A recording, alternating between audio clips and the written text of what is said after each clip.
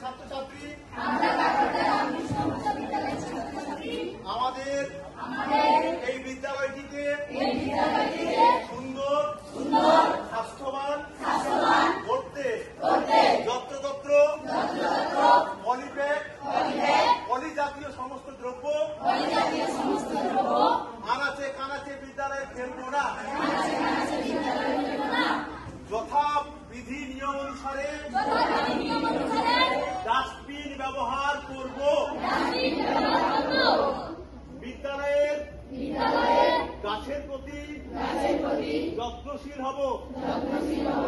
তৎসহ আমরা যারা বিদ্যালয়ের সঠিক পোশাক বিধি পরে আসি, আজ থেকে সেই প্রতিজ্ঞাও করছি।